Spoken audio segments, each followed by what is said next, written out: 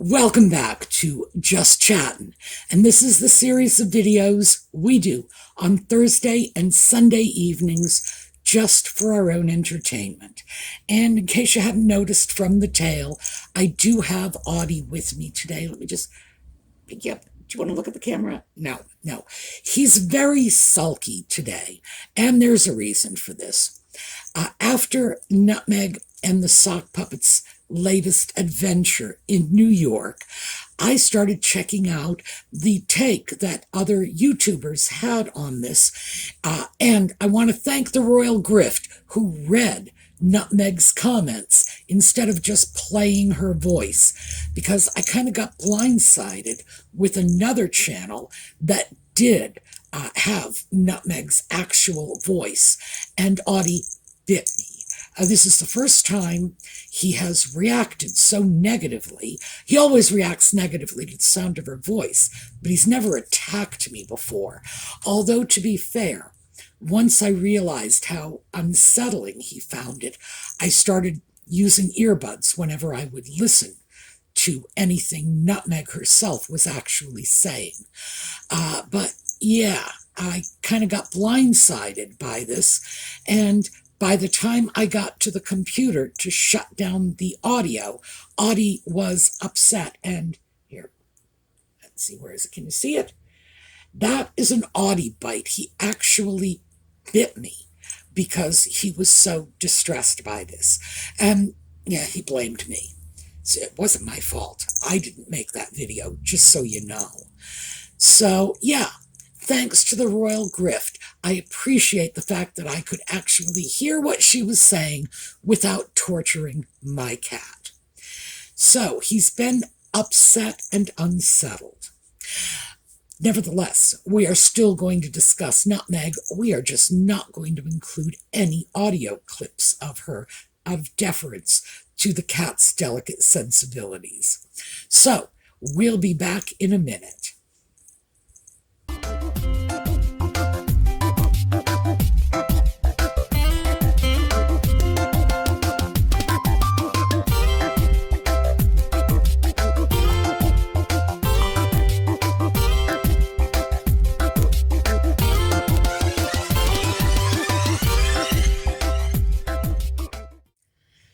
So Nutmeg and the Sock Puppet were off in New York, and this was Tuesday, so it was just 2 days ago, lecturing people on mental health, which is crazy. It's ludicrous that those two, who are probably in more need of mental health care than most people who are wandering unsupervised on the streets, would be lecturing other people on mental health care. We have the Sock Puppet, who variously claims that his brother got him mental health care and was involved in promoting mental health care with his brother and his sister-in-law, and then later said there was no mental health care until he met his wife, and she was the one who got him mental health care. But even though he did apparently have his therapist on speed dial, because when his brother pushed him into the dog food bowl, thereby scarring him for life, he had a therapist on speed dial. Nevertheless, when his wife was allegedly, and I do mean allegedly, threatening to harm herself, he had no idea what to do and no notion whatsoever of how to get her help, even though he had his own therapist on speed dial, and his wife's mother was apparently at that point licensed as a therapist. So it's like, yeah, the stories on this are all over the place, even though the Sock Puppet did mention his professional connection with mental health, because Better Up obviously had hired him as their chief impact officer, although apparently he was also one of their mental health coaches. I'm a little vague about that, but so are they, so just to be fair. And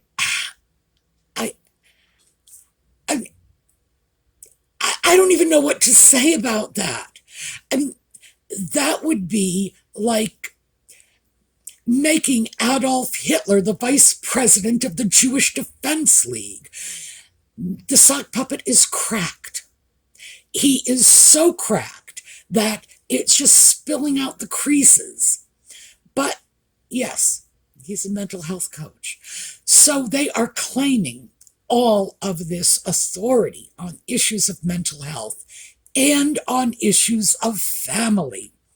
And that's where this channel is more than happy to pick up the slack and say the things that other people will not say. So let's talk about the putative children. And it comes to my mind very easily because those of you who follow my weekend videos know that I am in the midst of cleaning out my doll room, which means my affections and my attention is already very occupied by little plastic dolls to begin with, so it's not much of a stretch for me. Nutmeg once again was talking about her children. Most important thing in her life. Where were they? Where are they? Remember, she did this at the Invictus Games. Oh, maybe we'll bring the children next year. It's like, well, why didn't you bring them this year? Remember, she was perfectly willing to bring the putative firstborn child, Archie, off to visit Bishop Tutu, even though the child at the time was allegedly, an infant, under a year old. And we all know infants are not easy travel companions. This time, we're talking about a couple of toddlers. And frankly, they clearly have nannies, right? Because somebody has got to be taking care of them, unless, of course, they are back in their original reborn packages sitting on a shelf. So why are they not making an appearance at a summit for childhood mental health? Well, I'll leave you to answer that on your own, but you know what my answer is. This is a person who is continually beating us over the head with her alleged love for her alleged children and abandoning them at every possible opportunity. It is claimed that Doria is there, but she's not. She's off with Nutmeg and the sock puppet whenever there's a convenient photo op, and whenever it would be convenient for Nutmeg to have a person of color, i.e. her mom, present in the photos. Oh yeah, then Doria's with them, so who's with the alleged children? At the amount of time Nutmeg and the sock puppet collectively, as individuals and as a couple, spend away from their children, given the fact that none of this is necessary. I'm not talking about people who have to leave the house in the morning to go to work, to make the money to feed those aforesaid children. We're talking about people who are jetting around the world in order to achieve photo ops, to make sure their names are in the papers. This is not necessary work, not even. So we have that on one hand. I am the greatest mother in the world. Nothing is more important than my children. Yeah, where are they? Going back to the issues she has as a child.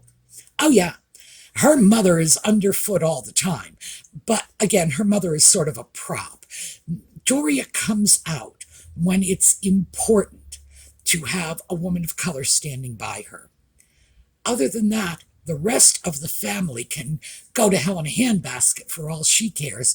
And not just her family, but the sock puppet's family too. Well, I was going to say they could all fall off the face of the earth tomorrow and she wouldn't bat an eyelash, but she would. She would be overjoyed because then her place in the line of succession would move up and that would thrill her. So the fact is, this is someone who is just not walking the talk. And we can all see this. We see this in her actions as a daughter, as a daughter-in-law, as a sister-in-law. We see this all the time.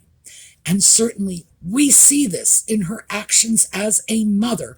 Where are those children?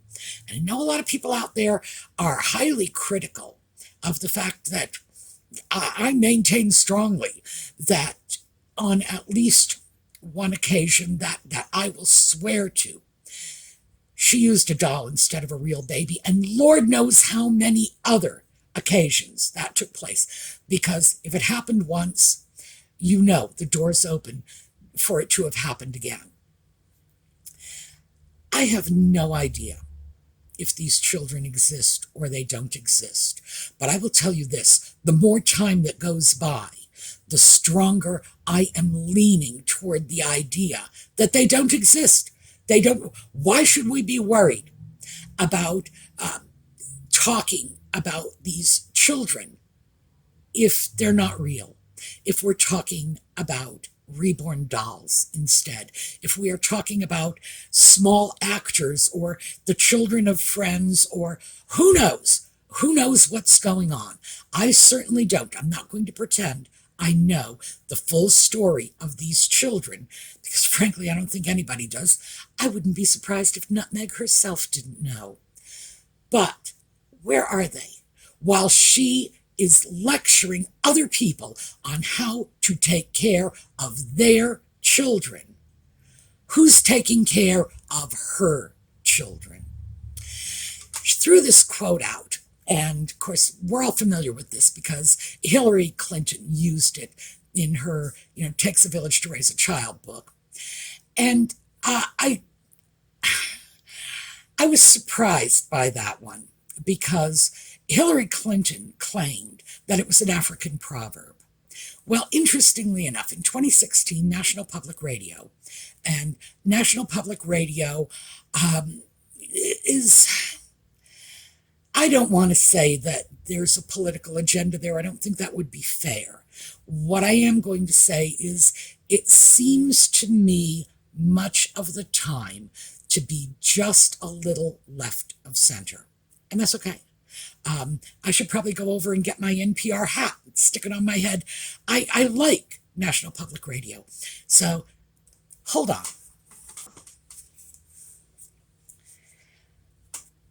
There we go. As you can see, I do like National Public Radio. So we're going to give them a little plug. They did some research in 2016 here. I got to take that off. I'm sorry, it's a little too warm for that hat indoors. But yes, I've got nothing against them. I give them money and they give me hats. They tried to determine the origin of that quote, "It takes a village to raise a child." They came to the conclusion that it did, in fact, sound like an African proverb. Whoa! I mean, we are talking about so many different cultures when we say African. This is not a sort of homogeneous society. Many, many, many different cultures, many different languages. And they came up with at least 3 or 4 quotes that kind of, sorta sounded a little something like "It takes a village to raise a child." But here's the interesting thing, and I remember this one specifically. The Swahili people had a quote, and NPR, in fact, unearthed that along with the rest of their research.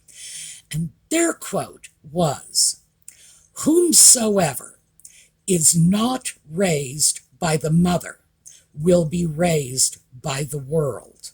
And NPR decided that was a similar message. No, it's not. That, in fact, is a cautionary tale. It is saying that children will be raised by the greater society, but the suggestion is only if the parents fail to raise them themselves. Cautionary tale. In other words, if you don't take care of your kids, somebody else is going to come along, and you have no idea who that's going to be. You have no idea what values they're going to impart to your children.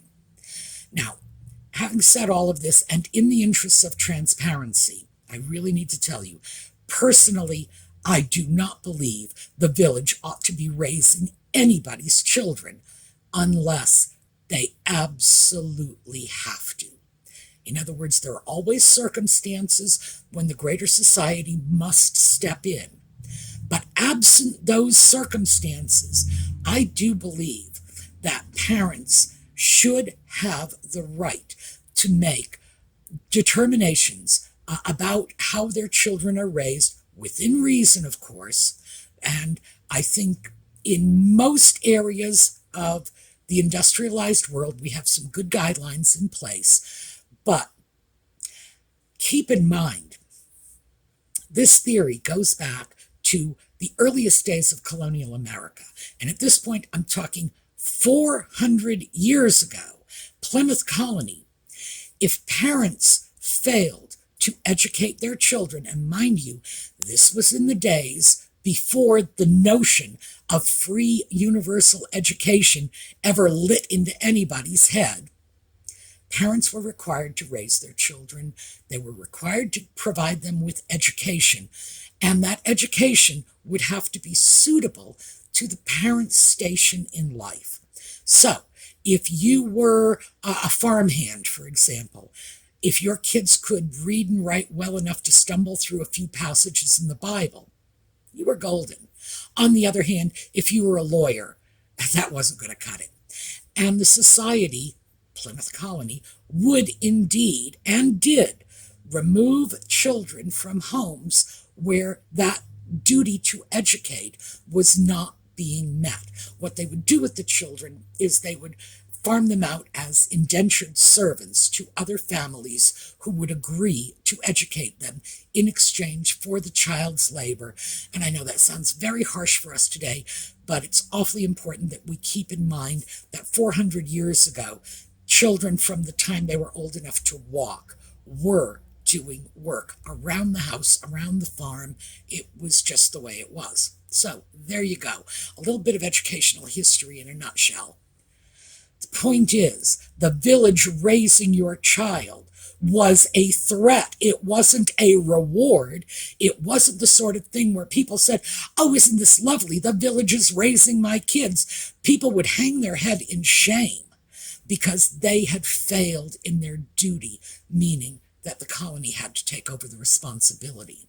It was not considered the norm.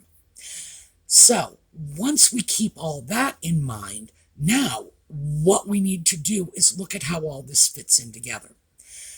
Is it surprising that someone like Nutmeg, who is clearly content to leave her children possibly in boxes on a closet shelf in California, while she is gallivanting around from one photo op and one celebrity party to another?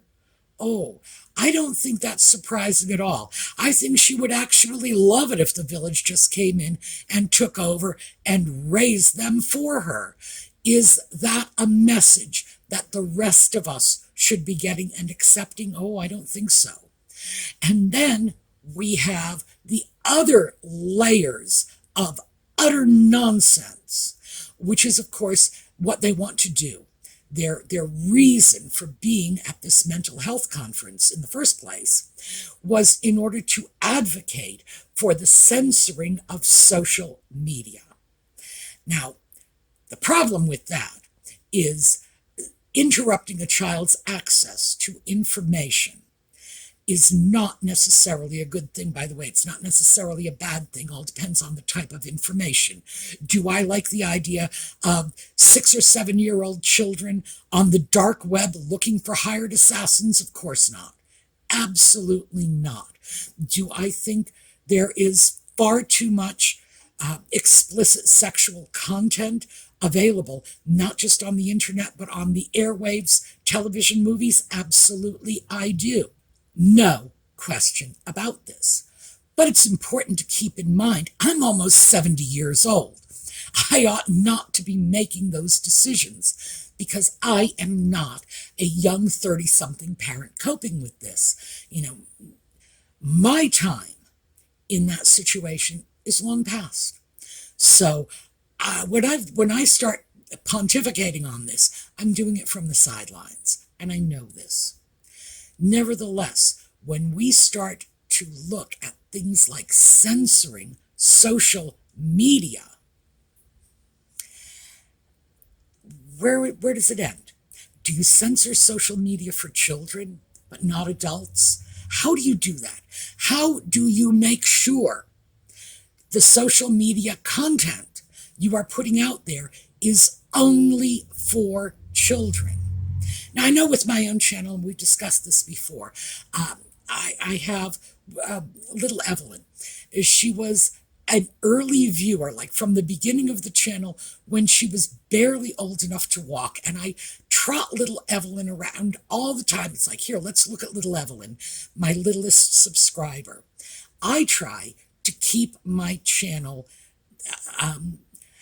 child-friendly, but not child-focused. So the information that I'm giving out here is not geared toward children, but I'm trying to make sure that the information is not going out in such a way as it will be harmful to children, because a lot of my viewers are parents, grandparents, and they may be watching this video with children or grandchildren in their laps. I don't know. And it's incumbent on me as content creator to take that into consideration, but it is also incumbent on those parents and grandparents with the kids in their laps to take that into consideration too. And like with Audie listening to Nutmeg's voice, I don't view that as the failure of the content creator who showed a clip of Nutmeg talking. That was my failure as a cat mommy in not protecting Audie from hearing Nutmeg's voice. And as I said, once I figured out that putting in earbuds, and I could listen to it and he didn't have to, once I figured out that worked, well then, how hard is it? I was asleep at the switch that day. My fault, not anybody else's. I wish he hadn't bitten me, but still. It is not just the parents' responsibility to deal with what their children are encountering in the world. It's their right to choose what their children are encountering in the world. There are a great many parents who are pro-sex ed, and they are absolutely fine with their kids being exposed to a lot of materials that other parents would say, whoa, we don't go this way, and I would rather my kids not see that. This is the way it should be. People should have choices. The idea of simply eliminating content because it is possible it might be upsetting to certain segments of the population is fundamentally wrong, and that's censorship. The idea beyond that two clearly mentally troubled individuals who have a massive axe to grind should be out there making those decisions for everybody else. Oh, it goes from like, frying pan to fire at that point. Because we have to keep in mind that when Nutmeg and the Sock Puppet start talking about mental health issues, well, first of all, neither one of them have the necessary professional standing to even say those words out loud. Frankly, they don't. They are talking about things they do not understand from a professional point of view, from a treatment point of view. As a patient's point of view, oh yeah, they absolutely do know what it is like to take a walk on the wild side, catch the fast train to Delulu land. From their own mouths, we know that they have suffered from severe mental illness. Remember, even if, as I believe, Nutmeg never had serious thoughts about self-harm, the fact that she would say she did just really raises serious questions about her mental health and welfare. The sock puppet, on the other hand, deals with drugs in order to solve his mental problems, believed his mother was still alive and sending him messages by, giant wildcats on the savannas of Africa. This is someone whose mental health is so deeply questionable that we can't even discuss it on this channel. We need to leave that to the psychiatric and psychological professionals on other channels to dissect. Because, oh yeah, there's a doctoral dissertation for some bright student in there somewhere. And they are telling us how to reframe social media. And here's the thing, we all know why. The why is because they do not like the criticism, the well-earned and justifiable criticism they receive from social media commentators all the time. They are determined to shut down their critics. And now, because let's face it, they've had trouble shutting down their critics using other methods, although heaven knows they've tried. So now they've decided they are going to silence the criticism by saying it's not good for the mental health of young children. So, mental health of young children, criticism of Nutmeg and Ginger. I'm having trouble seeing the connection here. I realize that mentally, neither one of them is very mature, so perhaps they're playing on another level. I don't know. The reality is that is what this is all about, and we all know it. Their issue is not that social media might be harmful to children. It might be.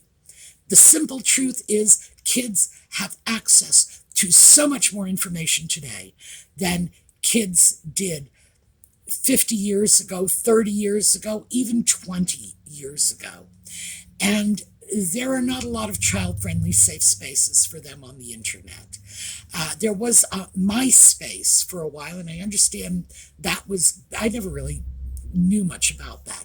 But my understanding is that was billed as the sort of Facebook page for underage children, and that it was going to be monitored and that inappropriate content would be pulled, etc. Well, apparently MySpace disappeared and it was taken over by TikTok. And when I first heard about TikTok, I thought that was the sole province of preteen children. But everybody's on TikTok now, and the stuff that is being covered on TikTok is downright scary. So what's the solution? The solution is the same as it was when I was a kid and my mother was a kid. If you live next door to the train tracks, you don't let your kids out in the yard without supervision. All there is to it. Parents need to take this responsibility themselves, and if their kids end up trawling into weird corners of the internet, like the underage kid looking for hitmen on the dark web, hey, the parents need to deal with that, because children, I'm not going to say they can't access the internet without someone paying the bill for it, although they can. They can access internet in schools, in libraries, and so on. You want some legislation? There's a good place to start. Just make sure the schools do not allow unsupervised internet access. Make sure the libraries do not allow internet access for young children without parental consent. And then, if you do not like your kid having access to the internet, either don't buy them a cell phone or buy them one of those old flip phones that do nothing but make calls. Anybody who believes that their child is unsafe without a cell phone, and I can understand that, it's a complex world today. It might be an awfully good idea if your kid could dial home, call mom, call 911 in an emergency. Yes, that would be a good thing. But you don't have to give them an internet-equipped phone to do it. So, bingo! Problem solved. Now, Nutmeg and the sock puppet do not understand that, because for them it's not actually about children. They've never thought this through. Why would they? Their children are on the shelf back home in the doll room. So this is not a legitimate issue for them. It's not, any more than it takes a village to raise a child is a legitimate issue for them. It's not. They just flit from one bandwagon to the next, glomming on to whatever they think will sell. And that is what they've been peddling in the guise of mental health for young children, which frankly is shameful. All right, that's what I have for you today. We will be taking a look later, separate video on the channel charitable contributions for the last couple of months. I've rolled 2 months in together for the sake of this. It's a short video. It's not going to be regularly scheduled. It'll come up when it comes up. If you're interested in that, just hit the notification bell and they'll let you know when that video breaks. All right, we are going to take a look at a slideshow on the way out. It will be Evelyn, our littlest subscriber, because I don't think we've seen her in a while. For those of you who stay with me over the weekends for the project and how-to videos, etc., I will see you on Saturday morning. For the rest of you, I hope to see you again Sunday evening. Meanwhile, have a terrific day.